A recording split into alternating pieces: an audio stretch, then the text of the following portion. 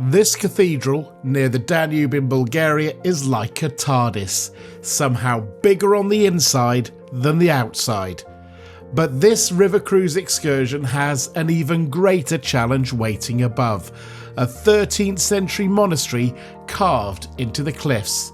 Today I'm going to explore this impossible cathedral and then climb 140 steps in 40-degree heat to reach the hidden cave church. I'll start by unravelling the architectural mystery of Sveta Troitsa, and once I've discovered how it defies physics, I'll tackle the brutal ascent to find out why the monks chose to worship in one of Bulgaria's most extreme locations. Have you worked out the secret of this cathedral? If so, let me know in the comments. I'll be honest, it took me some time. I was pretty nonplussed when we arrived here, but eventually, for me, the penny dropped. Oh, it's underground.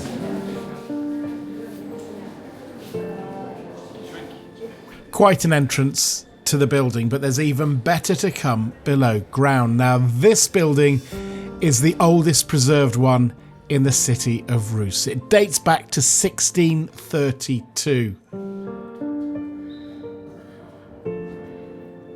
It's built 4.5 metres below ground. Now that was during the Ottoman occupation, and it was because Ottoman law prohibited Christian churches from being taller than mosques. The result is this amazing, unique cathedral.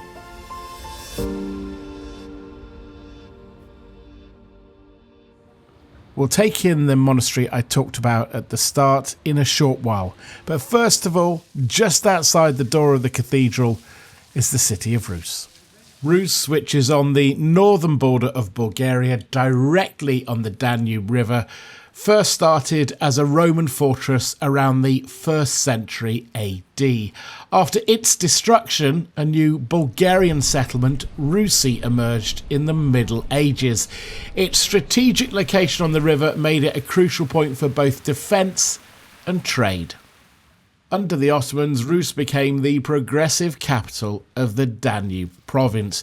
Due to its direct links to Europe via the Danube, it adopted Western ideas quickly, earning the nickname Little Vienna. It pioneered Bulgaria's first railway line, which saw a boom in international trade and European-style architecture. After Bulgaria's liberation in 1878, Ruse became the country's main port and largest economic centre. To this day, it is the major Bulgarian river port. It's interesting to walk around. There's not a huge amount to see in truth, but the one thing you can probably tell from me, I look a little red, it is incredibly hot.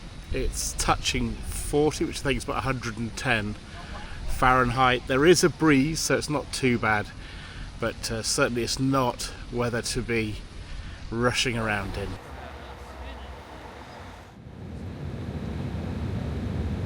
As we head away from the charming centre of Ruse, one thing becomes clear. The brutalist communist architectural style has certainly had a big impact here. There's plenty of it on show, and we will catch up with one building from that time that's a little bit more spectacular than some of these.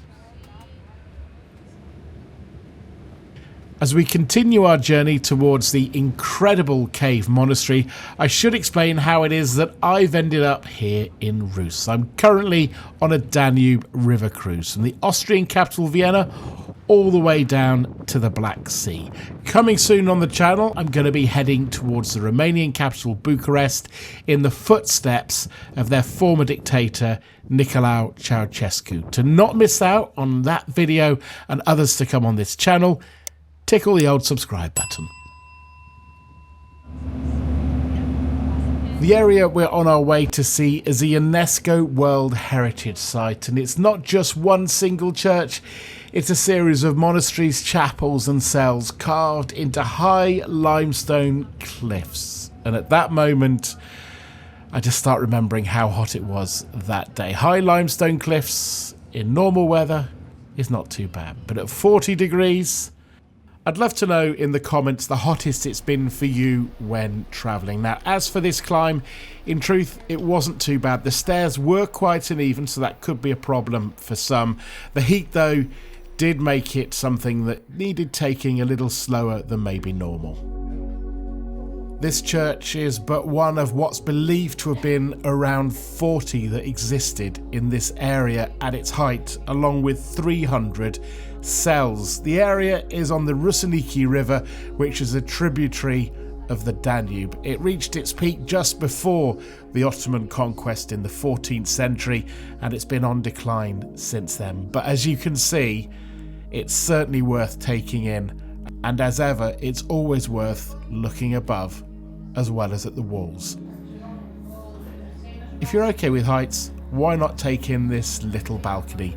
But maybe, if you're not okay with heights, don't look below. As you can see from my face, it is stiflingly hot. It's 130, 140 steps to get up to see that amazing church. And now we're heading for what I'm told is a great view down below. Well, it's not bad, is it?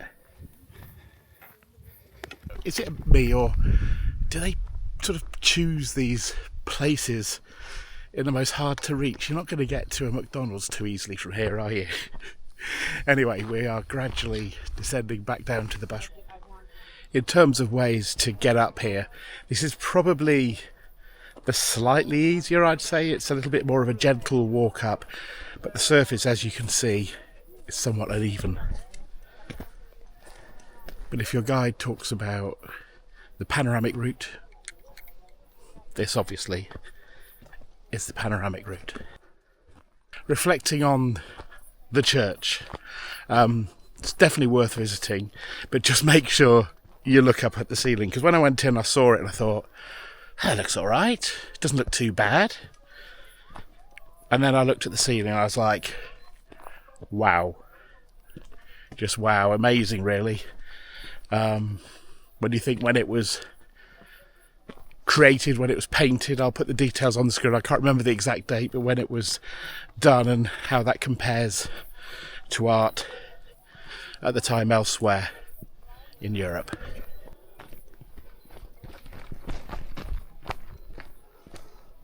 By the looks of it, we're over the worst of the train and heading now back to the bus. They say the temperature today is going to get up to 42, 43. As you can see from the sweat on my face, even in the shade, it is certainly feeling hot. But what an amazing view that is up there.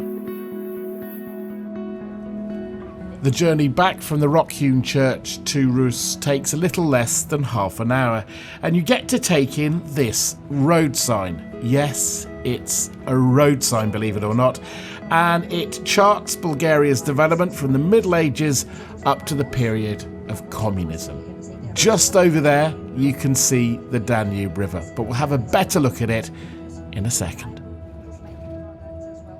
I know it's hard to see, but trust me, the Danube is down there beyond modern Ruse. It's certainly a great view, but they always say when you have a great view, it's always worth looking behind. And behind is a very big TV tower. Sadly, the tower is closed, so no amazing view from that. But you can see some amazing views from the Danube River and the Iron Gates via the link to a video on the screen now.